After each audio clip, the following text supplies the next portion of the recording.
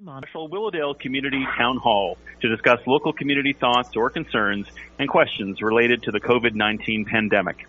I'm Marcus O'Brien Fair, your moderator for tonight. I am the Chief of Staff in Councillor John Filion's office. Our panel tonight is Member of Parliament for Willowdale, Ali Ehsassi, City Councillor John Filion, and Dr. Joshua Tepper, CEO of North York General Hospital.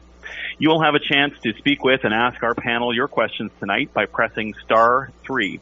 Over the next few minutes, please press *3 at any time, and one of our greeters will speak to you and help get your question queued up for our panel. We will be taking as many questions as we can over the course of the next hour, and certainly hope that you will stay with us to participate.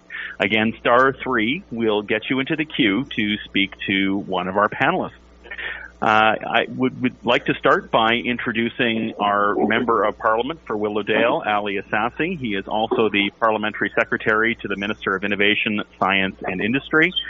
Ali, thanks for being with us tonight and helping to host this event. I wonder if we could start just by getting you to tell us what's been keeping you busy over the last several weeks with the federal government. I know you've been in a number of virtual sessions. What are you hearing in Ottawa, and what are you hearing among your constituents in Willowdale? Well, thank you very much, Marcus. It's great to once again attempt to do this community town hall. And I wanted to thank, in particular, John Filion for once again making himself available, as well as Dr. Tepper of North York General Hospital. I think it's fair to say that all Canadians have marveled at the incredible professionalism and dedication of our healthcare professionals and essential workers. And I just wanted to say a big tip of the hat to Dr. Tepper. As you can imagine, it's been very busy. In the main, my focus over the course of the past month or so has been inquiries that we're receiving from constituents. As you can imagine, there are a number of different government programs that have been introduced, but constituents and businesses just want to confirm that they qualify or what the main criteria are for availing themselves of each one of these programs. So we're doing a lot of that in my constituency office. But also, as you indicated, virtual parliament is up and running, and along with that, and there are also responsibilities that pertain to my role as the Parliamentary Secretary to the Minister of Innovation, Science and Industry. So it's been quite busy, but I'm looking very much forward to tonight's question.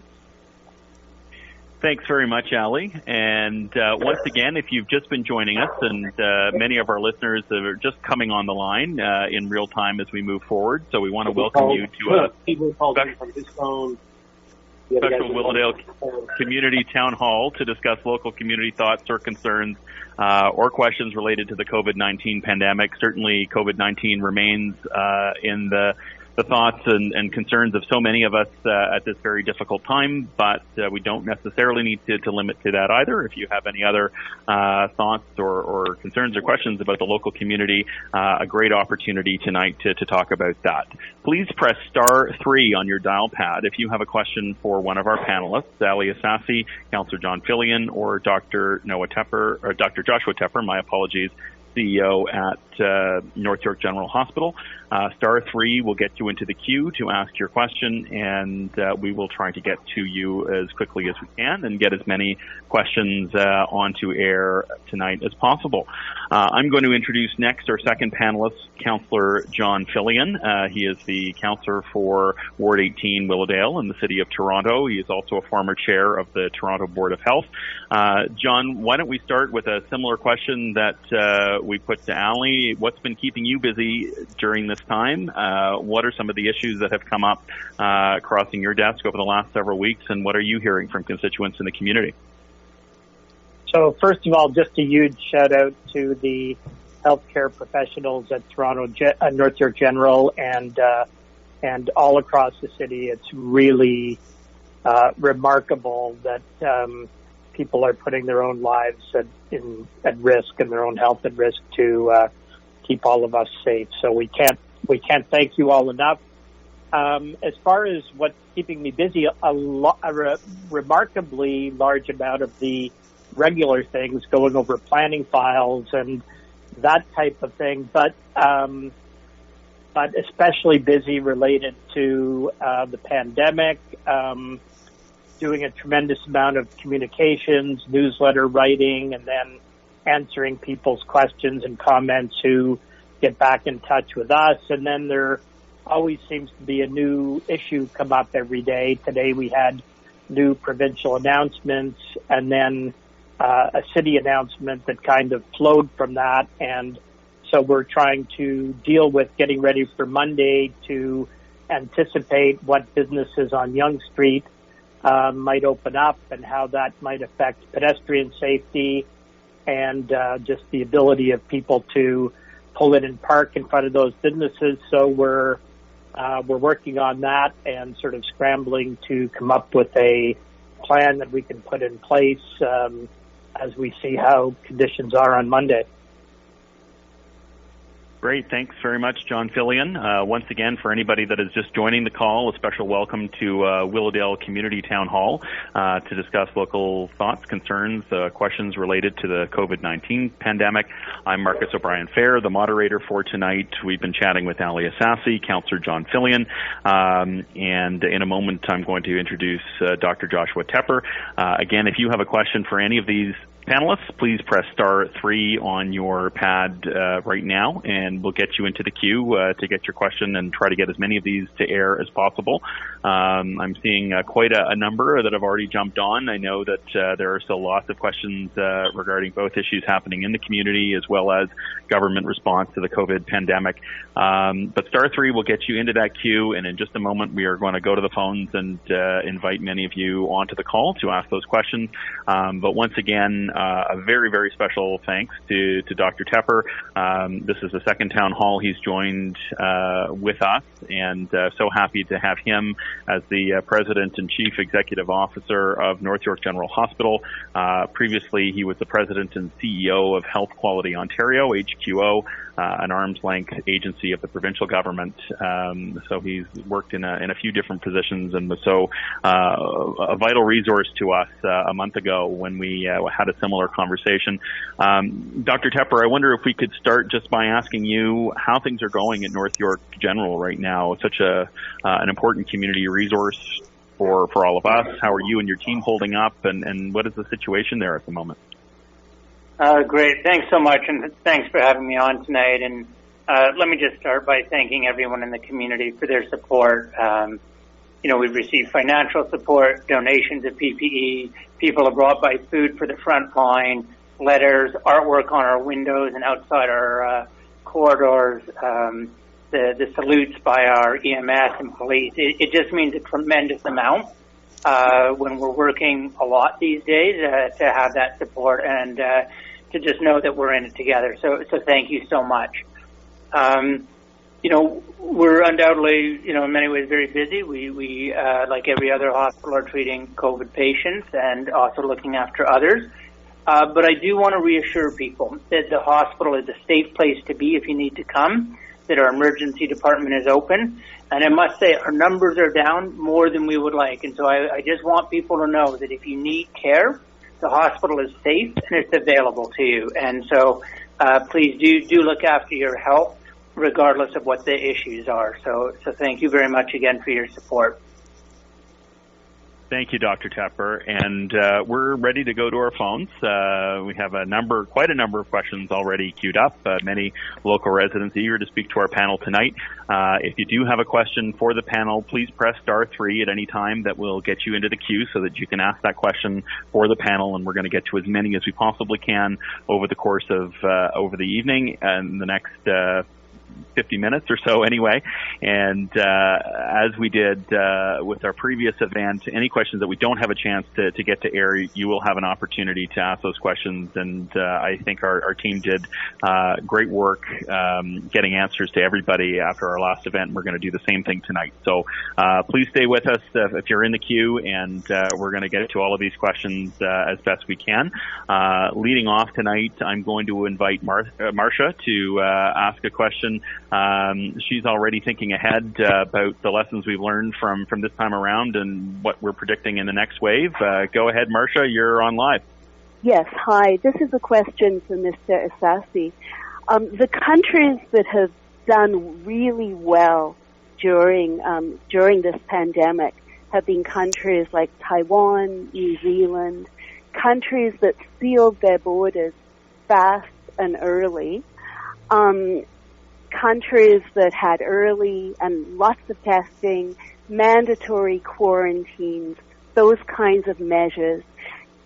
Canada, I think the government here was really late to the table, even though the signs were worrisome. So I would like to know, when there is the second wave, at least, which is predicted, I would like to know what lessons the government has learned from this that can be applied to the next wave, please. Ali, go ahead.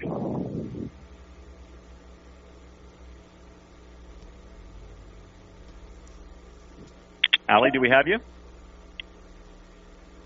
I'm happy to comment quickly. That would be great, Dr. Tepper. Sorry, I was on mute. Sorry, go ahead, sir. Apologies.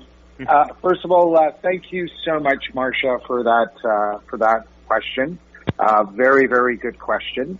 I can say that at this particular juncture, we are very much focused on being there for Canadians and focusing on procuring or producing all the essential goods that are required by our frontline health professionals and essential workers, namely PPEs, masks, face shields, hand sanitizers, and the like.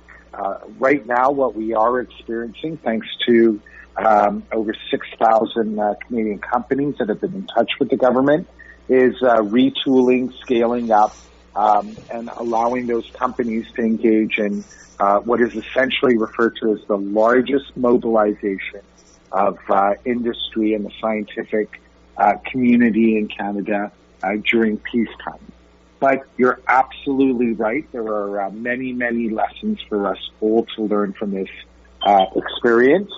And I think in the fullness of time, it is really high time for not only for the government to listen to various sectors and various professionals as to how we can be better prepared next time, but also to not only listen but respond and be nimble and agile to introduce all those changes that are necessary. Thanks, Ali. Dr. Tepper, do you have anything that you did want to add to that? No, I'm happy to get a lot of questions in. Happy to keep going. Okay, fair enough. Well, in that case, we'll go to our next caller. Invite Michael to come on to the line. He's got a question about how cuts to TTC will impact Willowdale. Go ahead, Michael. You're on the line. Okay, yes. Hi. Thank you for taking my call. So my question is for Councillor Filion. They just announced with the TTC that due to lower ridership, they're going to have to start cutting service, and it's going to be in the amount of 15%. I'm just wondering, how will that those service cuts Willowdale? Yes, well, the 15% is on average across the city. Any routes that are particularly busy, if you're now getting on a crowded bus in Willowdale, for example, you shouldn't see any loss in service on that route. But overall, there will be longer wait times. I have not yet seen a schedule showing exactly which routes are going to be affected, but I think you can just expect on just about any route that you will wait about 15% or so longer than you do now. And John, just as a quick follow-up, there's been a lot of conversations also around subway service and how that's going to be impacted over the long term. Is there anything that you're hearing right now about that and how that might be impacted moving forward? Just that people are working on it, and it's really a bit of a catch-22 because we have reduced ridership and we're losing $20 million a week with TTC revenue, so you need to stop the bleeding to some extent there, but you can't allow, for health reasons, you can't allow the system to get crowded. So, we're just going to have to keep trying to balance those two things. I think our primary focus will be on safety rather than on financial savings while people's lives are literally at risk, but it's nobody's sure yet when things will open up, if they open up, how many people will continue to work from home. I think we will have to look at things like staggered days, maybe that people with a certain last name beginning with a certain letter work some days of the week and others work on others. For those who have the option of staying home, we're going to have to take a lot of unusual measures just to avoid the subways, for example, getting overcrowded and posing a risk. I don't think anybody's going to be comfortable getting on a crowded subway for a very long time. Okay, thank you, John. We're going to go to our next caller. We have Rob up next. He's got a question about masks and talk about encouraging the use of masks. Rob, go ahead. You're on the line. Hey, everyone. Thanks so much for taking my call. Just a quick question about masks, maybe a couple comments first. I know in Taiwan, where they've got a population of maybe 2/3 of Canada, kind of all squished into a place the size of Vancouver Island, and then Hong Kong, you got 7.5 million in a place half the size of Ottawa. I've been reading a lot that the health authorities in both those jurisdictions and other places around the world are attributing a lot of their success, and in each of those places they only have maybe 4, 5, 6 COVID deaths, which is stunning. And they're attributing a lot of that to the use of masks. And you're starting to see that, for example, in Germany, France, Italy, Spain, all requiring the use of masks in public places, a lot of states and cities in the U.S. as well. And now in Quebec, they're strongly recommending it on public transit. So the question is, either in the GTA, I know that there's provincial legislation that would allow cancel and both the medical health officer, and then maybe also federally, because we have an MP on the line. If this is something we can consider doing, maybe encouraging the use of masks more, especially the do-it-yourself variety that doesn't complete with PPE, in places where physical distancing is a little more challenging. Thanks for that question, Rob. I'm going to send this over to you, Dr. Tepper, first. What are your thoughts from a health perspective of use of masks and to what extent governments should be promoting or mandating masks out in the community? Yeah, it's an interesting area, and we've seen Health Canada just in the last 2 or 3 days adjust their position a bit. I do encourage masks. I think a few really important points on this. So, first of all, at this point, they should be homemade masks, as you mentioned. There simply is not enough supply or even close to it for people to be getting surgical, never mind N95. So they need to be homemade masks. Second is that people need to realize that it's fairly good for protecting you from infecting others, which is really important. It may not be as good about helping others protect you. It's also really important to realize that when you wear a mask, you still absolutely need to be practicing physical distancing. And I think one of the reasons people are hesitant to lean too more quickly into saying, yep, just use masks, is that people will then reduce their physical distancing. Because the problem is it's not just masks. You have to really wash your hands, avoid touching your face. Because people, I've watched it day in and day out at the grocery store, walking down the street. People wear masks, they touch their face, and then they touch doors. Or they touch their face and they touch fresh produce. Or they touch their face and they touch something else. And they think because they're wearing a mask, they're fine, but in fact, other people may have contaminated that mask, or people reach under their mask to scratch. So we just have to remember, masks, I think, I'm happy to see them used, but it's not a replacement for physical distancing. It's not a replacement for hand hygiene. Really important. What I would say is, while I'm supportive of masks, I would ask people not to wear gloves. Gloves are not helpful and not recommended. So masks, happy to see stronger support and use of, keeping in mind those caveats. Gloves, not appropriate. And Dr. Tepper, you had mentioned that the principal reason people would wear masks is to protect others, perhaps more so than even protecting themselves. I mean, would it be fair for people to think that even if they don't think that they're infected, because we know that people can be carriers even if they're not showing symptoms, that it would be good practice to assume that you could be a carrier before going out into the community and therefore wearing a mask under most circumstances?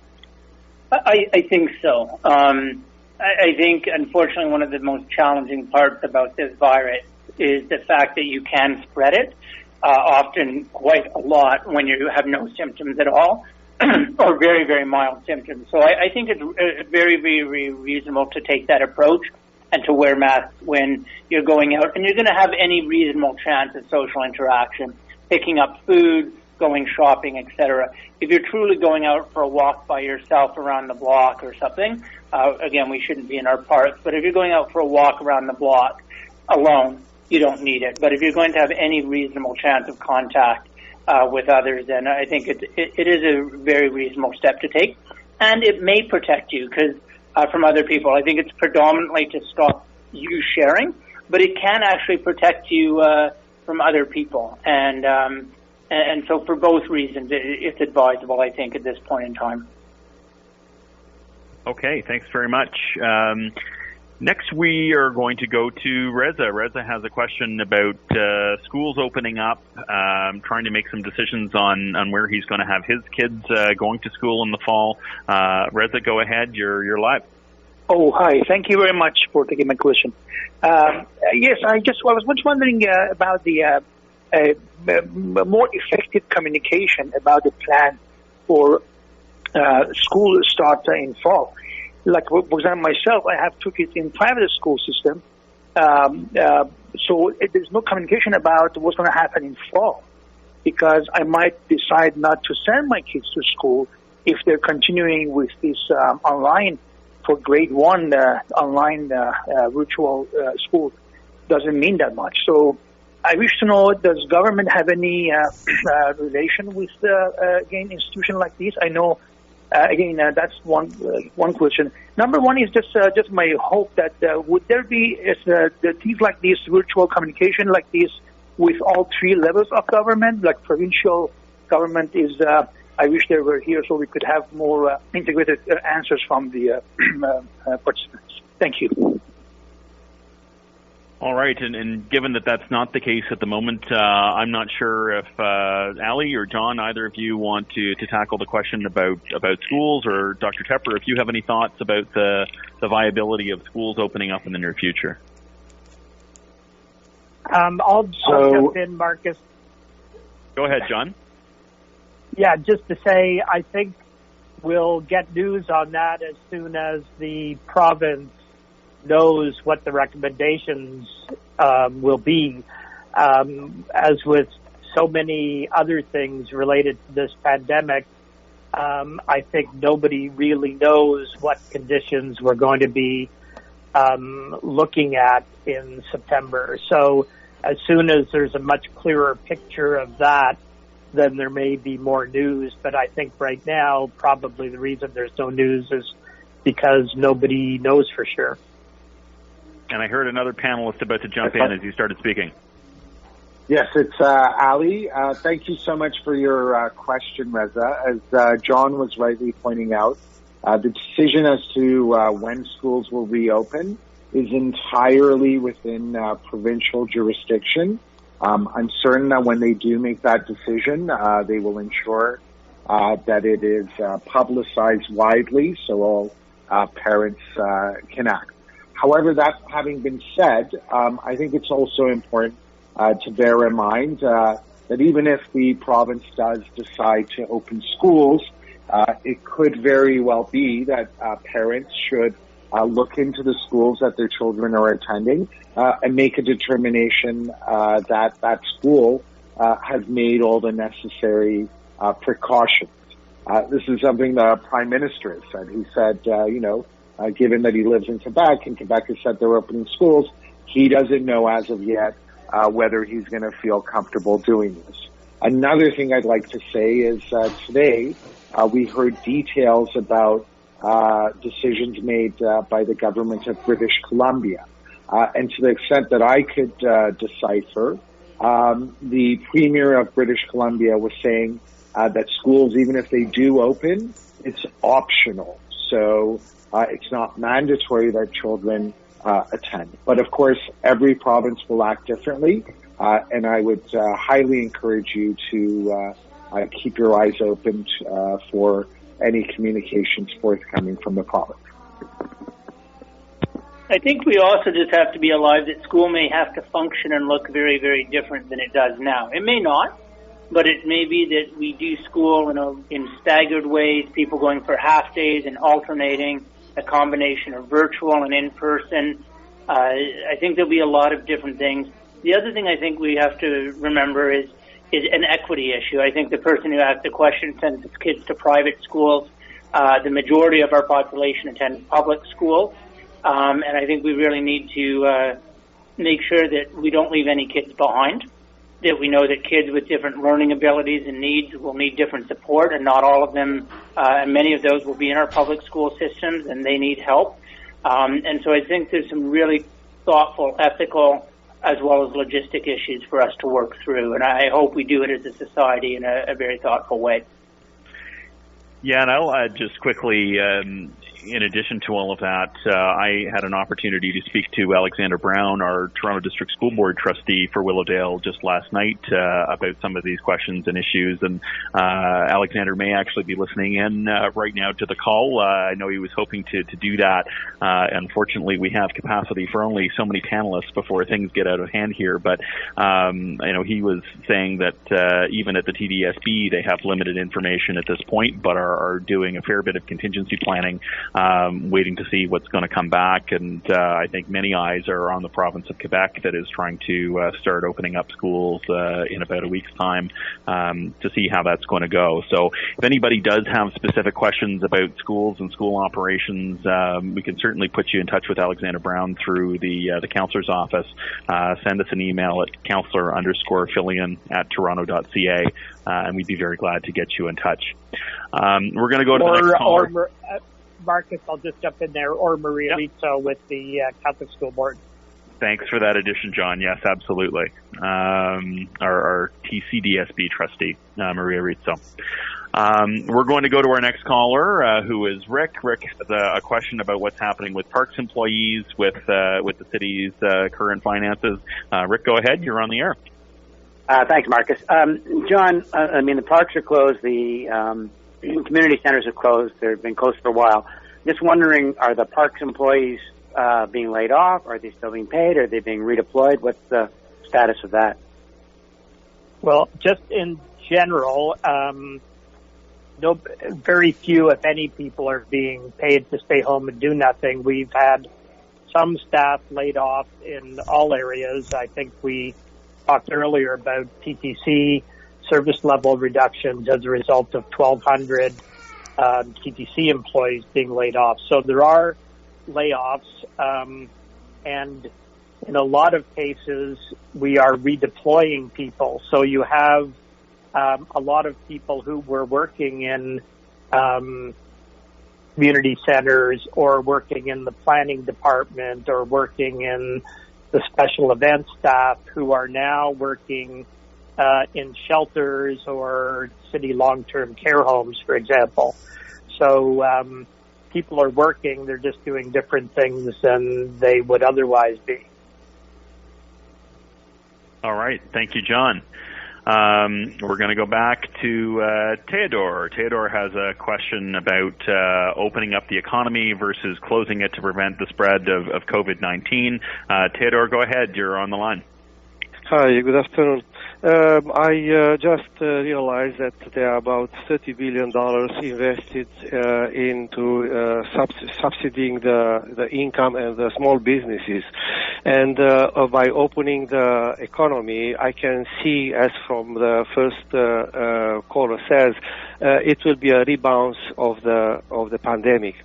So the answer that we don't have there is at the government level, there is no conclusion taken from the first one. It's I didn't want to hear some such comment, but what I would say, instead of investing $30 billion in actually investing in a future crisis, economical crisis, school, we talk about school, but school are not only high schools.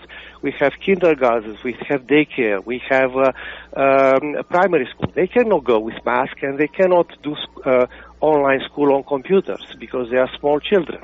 And beside that, 75% of the casualties we have, they are in the long-term care. So what I would actually, what I would like to know is, in fact, instead of spending $30 billion in preparing for a dead economy in the future that we have to recover with taxes, higher taxes, what if we spend a few money in the healthcare system and be prepared much better in the healthcare system, make our own masks, not importing masks that are not suitable for from China. And this kind of a project can be locally managed by the three levels of government. Theodore, thanks for that question. Ali, I'm going to send that one over to you first. What are your thoughts on the current balancing act between economy and health and safety? Well, I think it's important to appreciate, judging by all the numbers that we're seeing pour in from across the country, that every province faces different realities. And under our constitutional scheme, of course, it is each province which will decide for itself when they will open and how they want to phase in the reopening of the economy. What I would say, obviously, is that so many Canadians have made sacrifices over the course of the past several months that I really think it's important that our provinces not act in a rash manner. The safety of Canadians is everyone's number one priority. So I hope that we will continue to see good cooperation between different levels of government. And I also hope that, just as has been the case in the past 2 months, that both provincial and federal governments will continue to be guided in their decision-making by consulting public health officials who obviously have a much better and deeper understanding of the best means to fight COVID-19. All right. Thanks, Ali. Do either of the other panelists have any thoughts on that? I'll just jump in to say that I think we need, obviously, one of the lessons we've learned from this, hopefully, is that we need to provide a lot more investment in the healthcare system and in public health. But to the point that the caller was making, I think the federal and provincial governments have done a very good job of trying to keep business afloat, because if people don't have jobs, if all our businesses collapse, or a large percentage of them collapse, our economy collapses. And when our economy collapses, then government has no money for investment in anything. So I think it's been vitally important to try to keep business afloat as much as possible. How long that can be sustained for, I don't know, but I think it needed to be fairly urgently done at the outset, and it has been. Okay, thanks, John. We'll go back to the phones. Up next, we're going to invite Ross to ask a question. He's got the big question. I think actually there are a few questions in the queue on this, which is about the status of a vaccine. Go ahead, Ross. Thank you very much for having me. Dr. Tepper, could you give us a position for the rate of the development of a cure for the vaccine, which will obviously do much to eliminate the problem of the virus? Yeah, it's hard. It's a great question, and you're so right about the about how important an effective vaccine would be. Again, there's a tremendous amount of work happening around the world. There's a lot of public and private companies in this space. There's a lot of trials underway. I think there's even several large human trials underway. I'm not positive, but I think we're at that stage in several places. I would guess we're still 9 to 18 months away from a large-scale vaccine. The other thing is if we do get, first of all, the question is, can we get a vaccine? There are diseases out there like hepatitis C and HIV. We have never been able to get a vaccine. So the question, can we? And if we do, will it be a stable vaccine like for polio, where we use the same one for 30 years? Or will it be like the flu, where we have to constantly change it every year? And will it be one that we last us for a long time? Or is it one that we have to get a booster shot every couple years? So there's a lot of distance between here and there, but I know there's a lot of efforts underway, and we'll have to see what comes up with. But I think we're a good 9 to 18 months away from even having the answer to some of those questions. Okay, thanks Mark, very much. could I jump in as well? Absolutely, Ali. Great question. Just wanted to let everyone know that the federal government has earmarked in excess of $1 billion to assist with funding for a vaccine and the production of other treatments. And just going down the list of investments that have been made, there's been $114 million dedicated to the Canadian Institutes of Health Research to assist in their endeavors. But more recently, the government also provided $175 million to support Cllr, which is doing really cutting-edge work using artificial intelligence to look at all sorts of different antibodies that may hopefully assist us in the fight. But also, I think it's important to have learned the lessons. So some of the funding that is being provided to Cllr is to allow them not only to do research, but establish a good manufacturing practice facility in Vancouver. And of course, that will ensure not only that we try to devise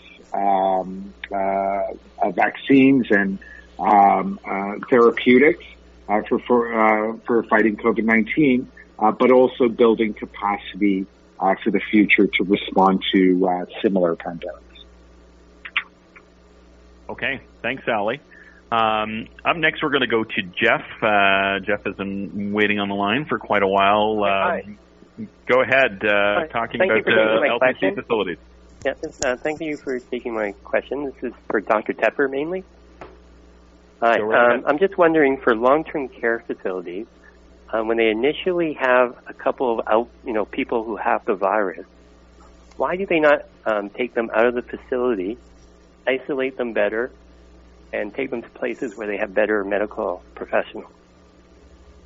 Yeah, so first of all, the Northbrook General, like other hospitals, is now working very, very closely with our long-term care homes.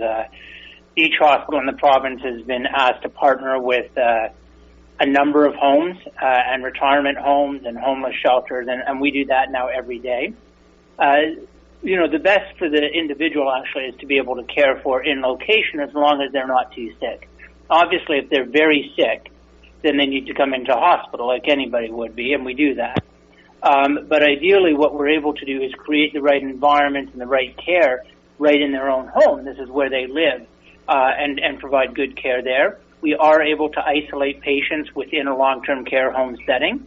But I will say there are certain situations where there's a very, very large numbers of people who are sick in a long-term care home where hospitals have had to bring in a number of patients in order to allow the situation to stabilize. So in small numbers, ideally we allow people to be able to care for on-site in their homes. And that's what the majority of the cases are. But to your point, there are exceptions across the province where long-term care homes who really need a lot of help, we will decant a certain percentage until we can help get things into a stable condition. Okay. Thanks, Dr. Tepper. John, you have also had to do a lot of work with the Willowdale Welcome Center, similar sorts of questions in terms of relocating individuals where outbreaks have taken place in city facilities and shelters. Do you want to comment on that question from that perspective as well for a moment? Well, it's a very good question. Very different situation, though, than Willowdale Welcome Center, where you had young, healthy people, very healthy as it turns out, because although a very large percentage of the population turned out to test positive, more than half of those had no symptoms whatsoever. So it was dealt with. Everybody was isolated, but they were isolated in groups except for those who had symptoms that needed some kind of special care. But as it turned out, that was very few people. So it's really a different situation. It was really a one-of-a-kind situation there. All right. Thanks, John. I did ask that question, seeing a couple of comments along those lines sort of further on down the queue, just in case we don't have a chance to get those to air. But we'll go back to the phones. Melissa's been waiting with a question for Dr. Tepper having to do with rescheduling surgeries. Go ahead, Melissa. Hi, Dr. Tepper. Thank you, everyone, for taking my question. I do want to make a very quick comment about education. I'm a teacher for TDSB. I teach a grade 5-6 class, and we don't know when we're going back. The concern, however, that I hope that people are paying attention to, our kindergarten classes are sitting at over 30. My grade 5-6 class in September is slated to have approximately 34 kids. The kindergarten kids, you can't keep them apart. You can't keep them from touching each other or the teachers. My students, I can stop them from touching each other or touching me, but I can't keep them further apart than about a foot, maybe a desk width apart because of space. Anyway, I just wanted to state that. My question is about surgery. I have quite a serious surgery. It was scheduled for June. It's been postponed indefinitely.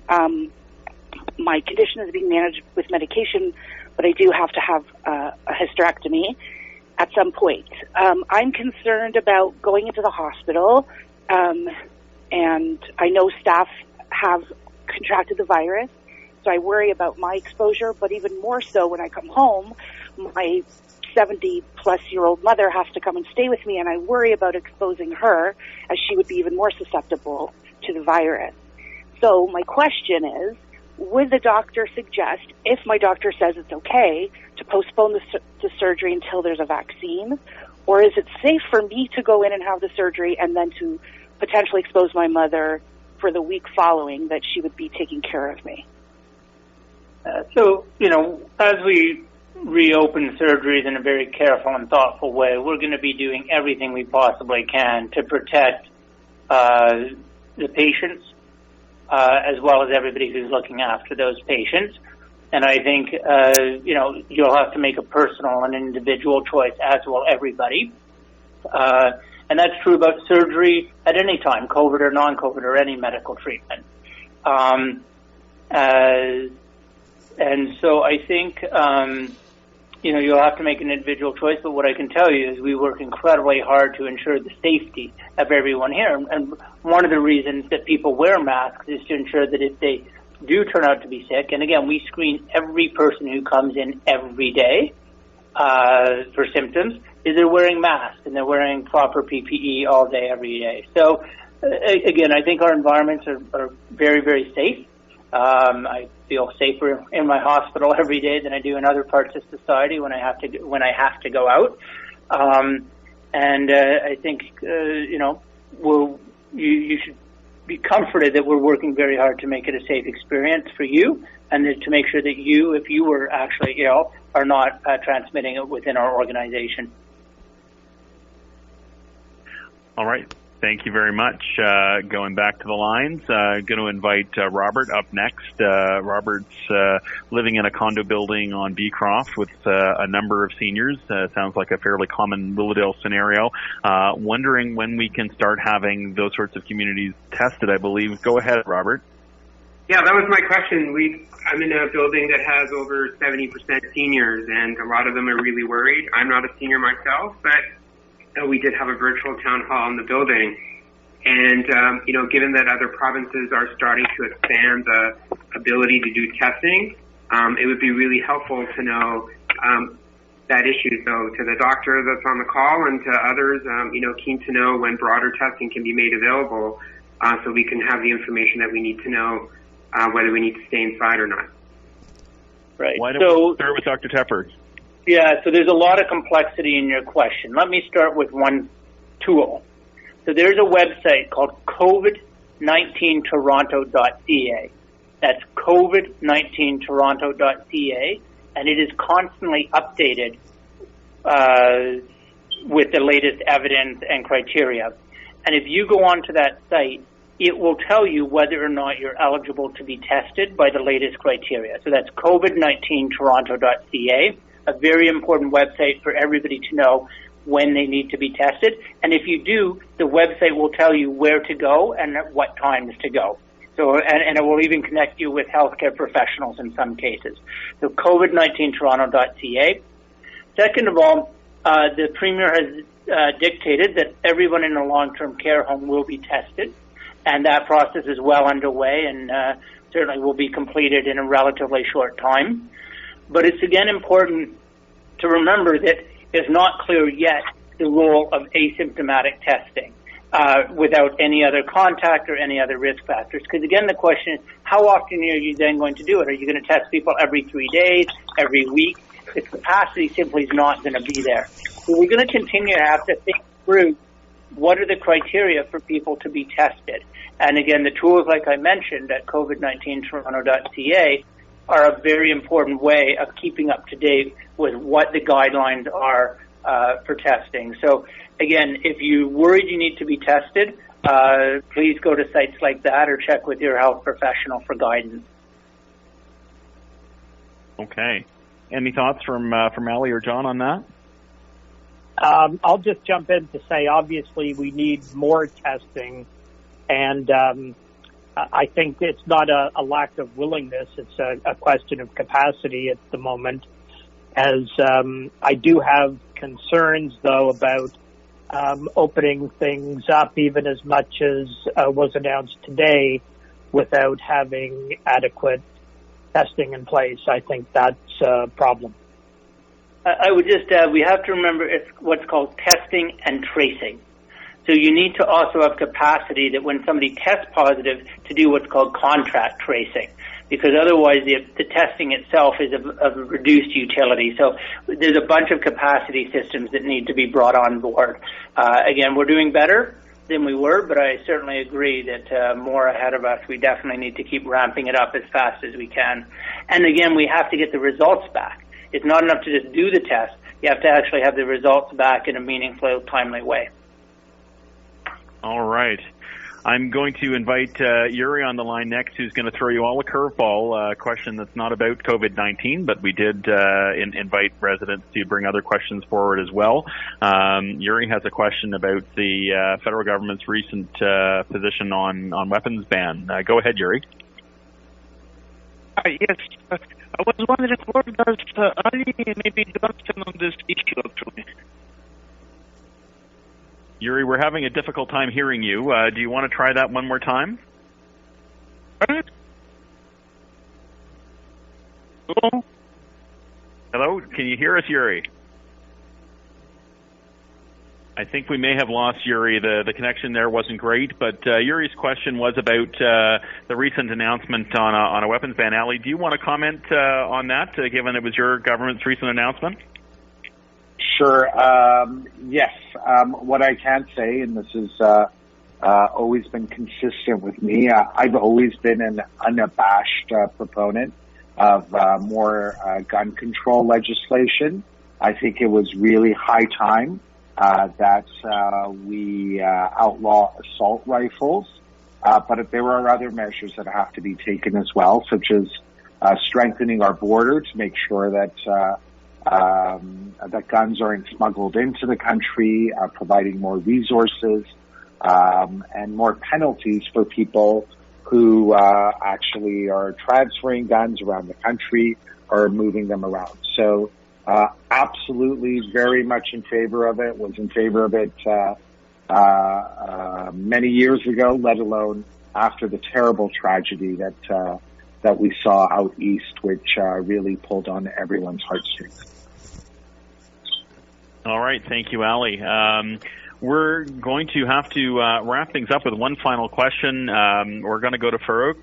Farouk has got some questions about future scenarios. Farouk, go ahead. You're on the line. Hi, everyone. Thanks for taking my question.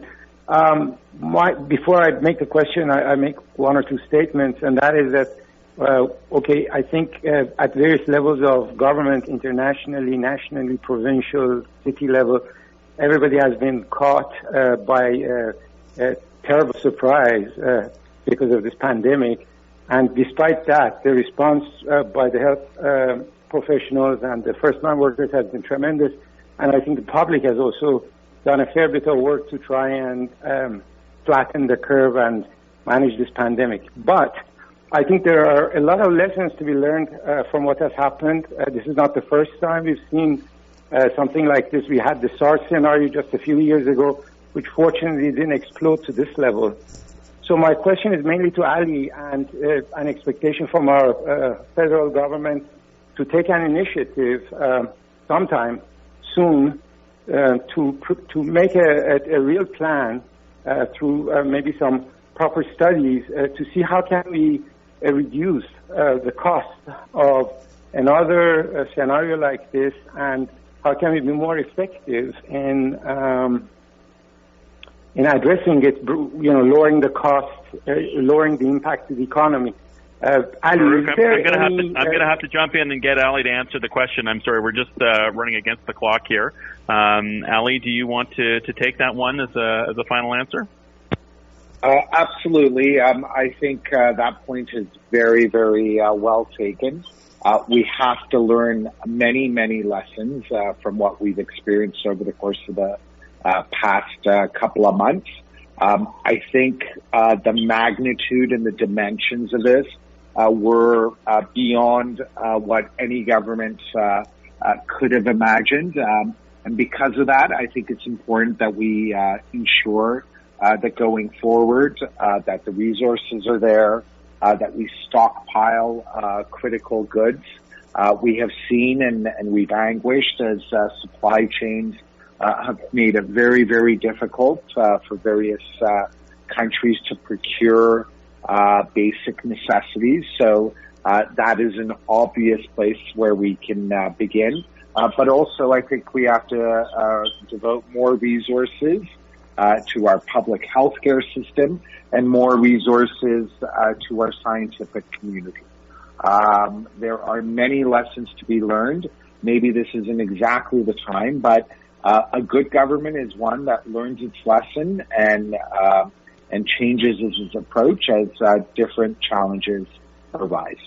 Okay, thanks very much, Ali. And we're going to go to each of you for a final 60 seconds just to wrap things up. Before we do that, if you're still in the queue to ask a question, please stay on the line. You will have an opportunity to record your question, and we'll make sure that gets to the appropriate person so that we can get you an answer as quickly as possible on any questions we haven't been able to get to air. I would encourage everybody as well to stay in touch with Ali. You can email ali.ehsassi@parle.ca. parl.gc.ca. You can get onto his email list or visit John at johnfilion.ca. There's a box you can sign up for his e-newsletters that are going out a couple times a week with updates and information as well. So those are both great resources to have. Dr. Tepper, over to you first. 60 seconds, final thoughts for this evening. Just again to remember that we're not through this. We're still very much in the middle to early days even. And so, yes, we need to reopen. We need to find a way back. But we can't rush it, and we have to continue to be safe. Far fewer Canadians and people in our community here in North York have died than we thought might, because people have done an amazing job of staying inside and physically distancing. But we can't throw that gain away. We could throw that away very, very quickly. And so I would just ask people to physically distance, to respect the guidelines and directives from public health, to wear masks, to wash your hands and don't touch your face, and to look out for each other. We're in this, we're a community. We've got to protect each other physically and care for each other in our emotional state. And remember, we're a community. It's a fantastic, fantastic community, and we will get through this together.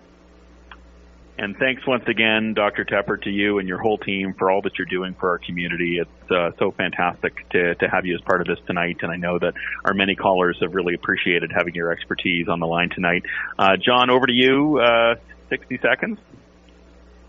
Yes, well, people have short memories, unfortunately. I was chairing the Board of Health right after SARS in 2008, and remember having a lot of difficulty getting other levels of government in particular to understand the need to prepare for the next pandemic. And just on the short memory subject, I agree with Dr. Tepper completely.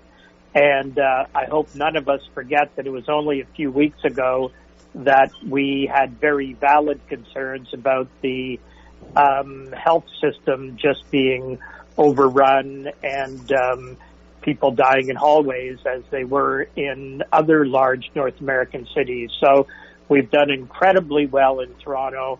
People have been fantastic, and we really need to keep that up and not think we can return to the way things were anytime soon.